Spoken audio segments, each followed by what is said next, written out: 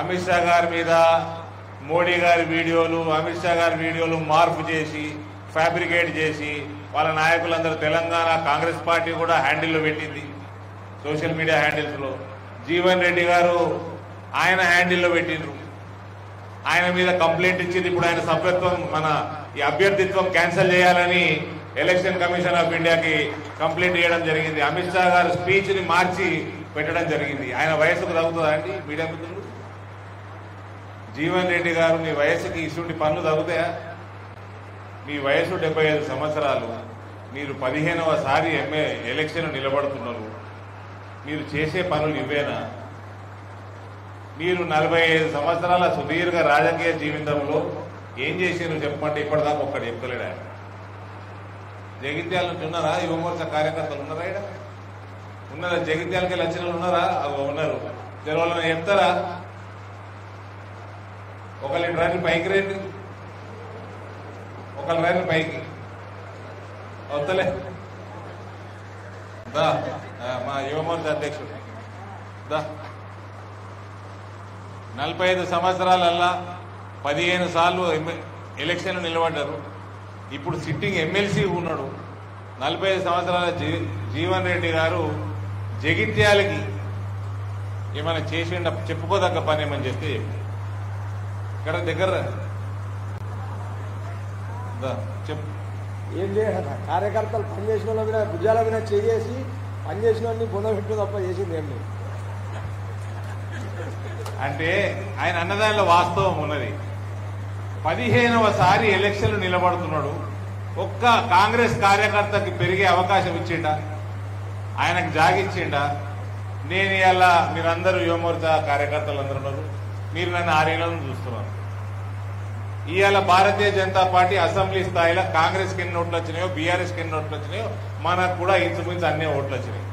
అదే జగిత్యాల పట్టణంలో భోగా శ్రావణి అని ఒక యువ నాయకురాల్ని భారతీయ జనతా పార్టీ తయారు చేసింది కదా. ఒక బ్యాక్వర్డ్ క్లాస్ పద్మశాలి బిడ్డని తయారు చేసింది.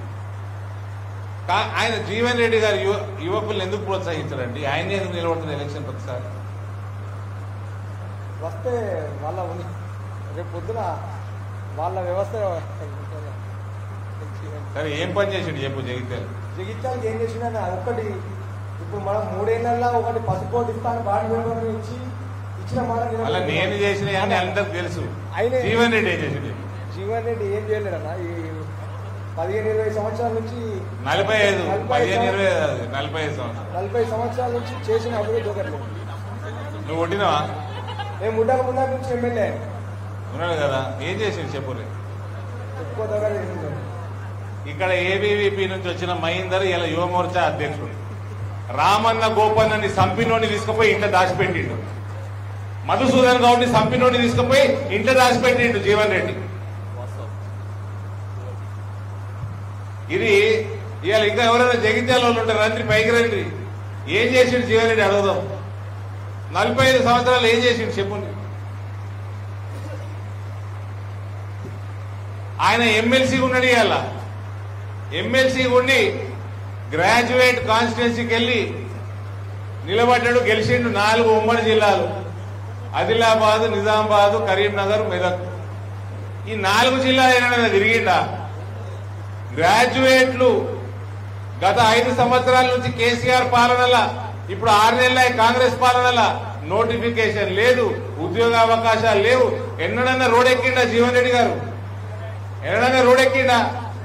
ఎన్నడన్నా గ్రూప్ 1, గ్రూప్ 2 పేపర్లు లీక్ అయితే ఎన్నడన్నా రోడెక్కిండా? ఎక్కలే. 2018లో 60,000 ఓట్లతో ఓడిపోయింది ఆయన. 60,000 ఓట్లతో అసెంబ్లీ ఓడిపోయి ఎమ్మెల్సీగా గెలిచిండు. బీఆర్ఎస్ పార్టీ క్యాండిడేట్ పెట్టలేదు. బీఆర్ఎస్ పార్టీ క్యాండిడేట్ అని పెట్టలేదు. యాది పెట్టుకోండి. ఎందుకు పెట్టలేదు? ఆ తర్వాత ఆయన ఎమ్మెల్సీ ఎన్నుకున్నాక ఎందుకు కొట్లాడలేదు? జీవన్ రెడ్డి గారు మీరు చేసే రాజకీయాలు ఏంటి? మళ్ళా రిజర్వేషన్లు ఇవాళ ఏంటి అన్ని. నేను ఆయన పెద్ద మనిషి, మళ్ళీ నేను జాగ్రత్తగా మాట్లాడాలి. చేసే పనులేమో ఇసుటివి. ఆయన వయసుకి అమిత్ షా స్పీచ్ మార్చి ఫ్యాబ్రికేట్ చేసి మార్పు చేసి పెడతారా అండి? తగునా మీకు? రిజర్వేషన్లు అంటే బీజేపీ వస్తే తీసేస్తుందట. మీరు 75 సంవత్సరాలలో దాదాపు 60 సంవత్సరాలు 55 నుంచి 60 సంవత్సరాలు మీరు పాలించిండ్రు. ట్రైబల్ వెల్ఫేర్ మినిస్ట్రీ పెట్టింది Atal Bihari Vajpayee, Bharatiya Janata party.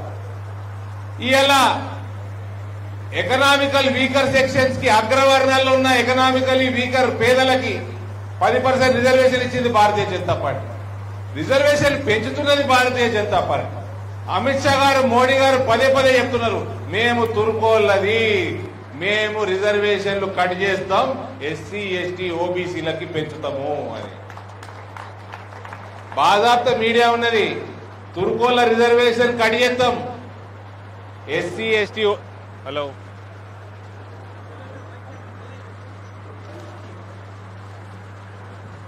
SC ST ఓబీసీలకి పెంచుతాం అని స్పష్టంగా చెప్తా ఉన్నారు.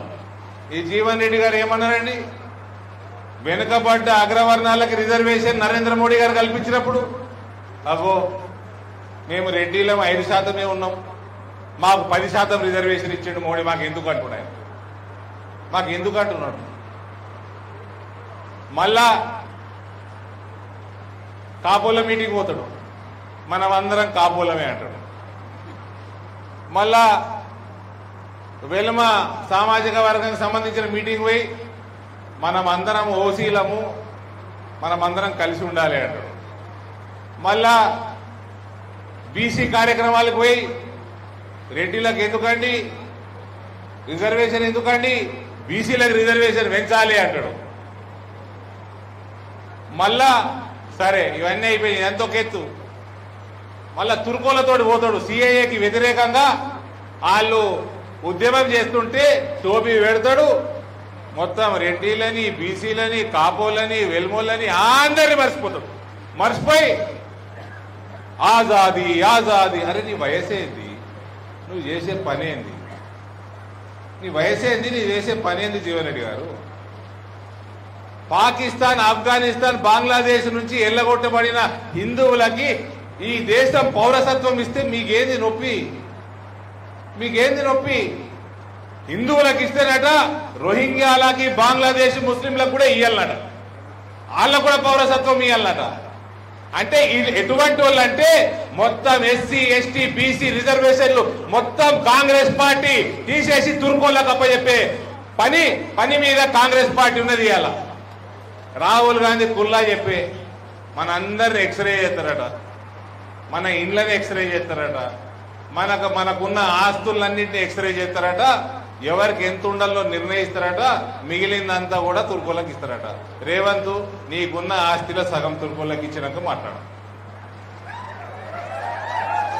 ఫస్ట్ ఇవాళ రోజే రేవంత్ నీకున్న ఆస్తి మొత్తంలా సగం తుర్కోళ్ళకి ఇచ్చినాక నువ్వు మాట్లాడు. ఎందుకంటే రేవంత్ నువ్వు కూడా ఏబీవీపీకి వచ్చినావు, రేపు మాపు బీజేపీలకు వస్తారంటున్నారు, రేపు మాపు బీజేపీలకు వస్తారంటున్నారు. ఆల్రెడీ గుజరాత్ మోడల్ లెక్క తెలంగాణ చేస్తాము అన్నాడు ప్రధానమంత్రి. పక్కకే ఉన్నాడు, మీడియాతో చూపించింది. बड़े भाई मोदी जी मेरे बड़े भाई जैसा है, आप जैसे गुजरात को किए वैसा हम तेलंगाना को हम करेंगे, हमारा सहायता करिए. గుజరాత్ మోడల్ రైనా తెలంగాణ మేబీ అన్నాడు. ఆ తెల్లారి నుంచి రాహుల్ గాంధీ ఉద్యోగం పీకేస్తా అంటున్నాడు, ఆ తెల్లారికెళ్ళి రాహుల్ గాంధీ ఉద్యోగం పీకేస్తా అంటున్నాడు. ఇక రేపో మాపో బీజేపీలకు వస్తారని పుకారు నడుస్తా ఉన్నాయి. దానికి తగ్గట్టే రేవంత్ బిహేవియర్ ఉన్నది. చాలా జాగాలలో డమ్మీ క్యాండిడేట్లను పెట్టినట్రా,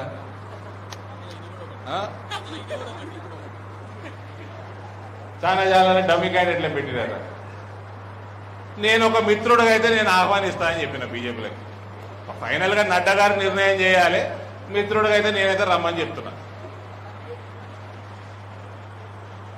వీళ్ళంతా ఇటువంటి అబద్ధాలు చెప్పి బీజేపీ బీఆర్ఎస్ దోస్తి, బీజేపీ బీఆర్ఎస్ దోస్తి అని చెప్పి తుర్కోలని బేవకూఫ్ చేశారు. రాయలు అసెంబ్లీ ఎలక్షన్ తుర్కోలందరూ బేవకూఫ్ చేశారు. వాళ్ళు పిచ్చల లెక్క మొత్తం ఓటర్ని తీసుకుపోయి కాంగ్రెస్ కేసారు, ఆ కేసీఆర్ని ముంచారు. ఆ కేసీఆర్ బతుకుండగా బీజేపీని జర కంట్రోల్ చేసాడు పెరగకుండా ఈ రాష్ట్రంలో.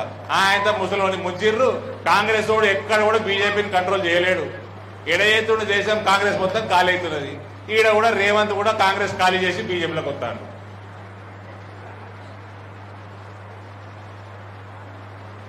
సో ఇండైరెక్ట్ గా రేవంత్ కూడా బీజేపీకే మద్దతు పలుకుతా ఉంటాడు. అట్లాంటప్పుడు ఎన్నికలు ఎందుకు? ఈ రాష్ట్రంలో ఇంత ఎండలల్లో 43 డిగ్రీలల్లో ఏం సీనన్న చెప్పుర్రి,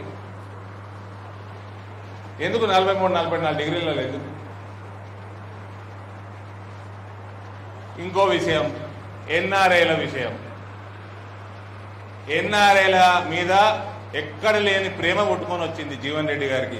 45 సంవత్సరాల రాజకీయ జీవితంలో ఏం తమ్ముడు ఎన్నడన్నా ఎన్ఆర్ఐల గురించి మాట్లాడిండా జీవన్ రెడ్డి? మాట్లాడలే. ఇప్పుడట ఎన్ఆర్ఐ బోర్డు పెట్టిస్తారట, రాష్ట్ర ప్రభుత్వంతో ఎన్ఆర్ఐ బోర్డు పెట్టిస్తారట. చక్కెర ఫ్యాక్టరీలు మూసేసిందే ఈయన ఏమంటే మూసేసారు. చక్కెర ఫ్యాక్టరీలు తెరిపిస్తారట. ఈయనకి లోక్సభలో ఎలక్షన్లు వేస్తే చక్కెర ఫ్యాక్టరీలు తెరిపియనీకే రాష్ట్ర ప్రభుత్వం ఎన్ఆర్ఐ బోర్డు పెట్టనీకే లోక్సభ ఎన్నికతో ఏం పని? నువ్వు ఆల్రెడీ ఎమ్మెల్సీ ఉన్నావు, చేసుకో, ఈ ఎలక్షన్లలో తిరగదు. ఆ రెండింటితోటి రాష్ట్ర ప్రభుత్వంతో పని, కేంద్ర ప్రభుత్వంతో పనే లేదు. నీకు ఏంటి కోటేయాలి? ఆ రెండు కూడా రాష్ట్ర ప్రభుత్వం పనిగా చేపించుకోనుంటివి. నువ్వు డిసెంబర్లో ఓడిపోయి జనవరికి వెళ్ళి తెలుసు జీవన్ రెడ్డి గారే ఇక్కడ కాంగ్రెస్ అభ్యర్థి అని అందరికి తెలుసు కదా, అందరు జనవరికి వెళ్ళే కదా. మరి నీకు నిజంగానే ఎన్ఆర్ఐల మీద ప్రేమ ఉంటే నువ్వు ఎందుకు ఎన్ఆర్ఐ బోర్డు పెట్టియలే? మరి నోటిఫికేషన్ రాకంటే ముందు ఎందుకంటే మోసం చేస్తారు పాపం. ఎడార్ల 50 డిగ్రీల ఎండలల్లా తల్లిదండ్రులను ఇచ్చిపెట్టి, చిన్నపిల్లల్ని ఇచ్చిపెట్టి, పుట్టినోడిని కొడుకు పుడితే కనీసం సంవత్సరం దాకా వచ్చే పరిస్థితి ఉండదు వాళ్ళకి. అటువంటి వాళ్ళతో రాజకీయం అవసరమా జీవన్ రెడ్డి గారు ఈ వయసులో? మీకు ఒక్కళ్ళకు ఉద్యోగం కల్పించిండ్రా? నేను చెప్తా ఉన్నా యువ మోర్చా, ఈసారి బాండ్ పేపర్ రాయద్దంటారు మా వాళ్ళు, మా సీనియర్ నాయకులు. బాండ్ పేపర్ రాస్తే టెన్షన్ ఉంటుందట. నేనంతా ఉండురు టెన్షన్లా. నేను చెప్తా ఉన్నా ఎన్ఆర్ఐ సోదరులకి, ఇక్కడ వ్యవసాయ ఆధారిత పరిశ్రమలు తీసుకొచ్చి అది పసుపుది కానీ, మక్కని కానీ, వరిది కానీ, ఎథనాల్ కానీ ఇటువంటి వ్యవసాయ ఆధారిత పరిశ్రమలు తీసుకొచ్చి మన జకరాన్పల్లి ఎయిర్పోర్ట్ త్వరతగిన కంప్లీట్ చేపించి ఐసీడీ తీసుకొచ్చి నేను కనీసం 10,000 మంది ఎన్ఆర్ఐలని నా పార్లమెంటుకి వాపస్ తీసుకురాకపోతే నా పేరు మార్చుకుంటా. అదే నా బాండ్ పేపర్. ఈసారి ఎంప్లాయ్మెంట్ మీదనే నా బాండ్ పేపరు. ఇట్లా వ్యవసాయ ఆధారిత పరిశ్రమలు తీసుకురావాలి, ఈ ప్రాంతం పెరగాలి. ఎంఎస్పీకి సంబంధం లేకుండా మార్కెట్ ధరలు ఇలా పసుపు రేట్లు ఏమున్నాయి? ఆల్ టైం రికార్డు నడుస్తున్నాయి పసుపు రేట్లు. ఆ ఘనత నరేంద్ర మోడీ ప్రభుత్వాన్ని. మక్కకి, వరికి కూడా అదే పరిస్థితి రావాలి, డిమాండ్ పెరగాలి. కోతలు కోస్తుంటే ఇప్పుడు రాంగరంగ రోడ్ల మీద వరి ఆరేసుకుని ఉన్నారు. కోతలు కోసిన మరుక్షణం కంపెనీలు పొలాలకి వెళ్ళి పంటల్ని తీసుకొని కంపెనీ డైరెక్ట్ వెళ్ళిపోవాలా. ఎక్కడ కూడా మార్కెట్ ఆడుకోవాల్సిన అవసరం కూడా ఉండొద్దు. అటువంటి వ్యవస్థని తెలంగాణలో తీసుకొని వస్తాం. స్కిల్ డెవలప్మెంట్ సెంటర్ భారతదేశంలో బ్రహ్మాండమైన అతి మంచి best skill development centre Nizamabad parliament కి తీసుకొని వస్తాం. వేల సంఖ్యలో ఉద్యోగాలు కల్పించే పని రెండోసారి నేను ఎంపీగా గెలవంగానే నేను పని మొదలు పెడతా. ఈ 5 సంవత్సరాలలో వేల సంఖ్యలో యువతకి ఉపాధి కల్పించి గల్ఫ్ సోదరుల్ని చాలా వేల సంఖ్యలో వాపసు తీసుకొని రావాలా ఇక్కడికి. దీంట్లో బాగుపడేది ఎస్సీ, ఎస్టీ, ఓబీసీ పిల్లగాళ్ళు ఎక్కువ, యువత ఎక్కువ. సో ఇటువంటి కార్యాచరణనే మనకి రెండోసారి పార్లమెంటు ఎలక్షన్లు గెలవగానే చేపట్టబోతా ఉన్నాం. చిత్తశుద్ధి లేదు. ఒక మామిడి రైతులు నాశనం చేసిండు జీవన్ రెడ్డి గారు. పసుపు నిన్నడు పట్టించుకోలేదు. చెరుకు ఫ్యాక్టరీలు మూపించేసి దాన్ని నాశనం చేసిరు, చెరుకు పంటను నాశనం చేసిరు. ఎన్ఆర్ఐల గురించి ఎన్నడూ పట్టించుకోలే. జగిత్యాల పట్టణం గురించి ఎన్నడూ పట్టించుకోలే. ఒక మంచి రోడ్ వేసింది లేదు, ఒక మంచి బ్రిడ్జ్ కట్టింది లేదు. ఎవరు ఒక నాయకుడిని పెంచింది లేదు, పార్టీని పెంచింది లేదు. 15వసారి ఎలక్షన్ కొట్లాడుతున్నారు సారు. అబద్ధాలు చెప్పుడు, దొంగ వీడియోలు పోస్ట్ చేసుడు. ఏందండి ఇది పని? వయసు ఏంది మీది? మీరు చేసే పనులేంది? ఇదే పరిస్థితి. కాబట్టి నేను మిత్రులందరినీ కోరుతా ఉన్నా, మహేందర్కి కూడా మన సంతోష్ కూడా నేను అభినందనలు తెలియజేస్తా ఉన్నా. బ్రహ్మాండమైన రాజశేఖర్ చూస్తున్నాడు, నా పేరు మర్చిపోయి.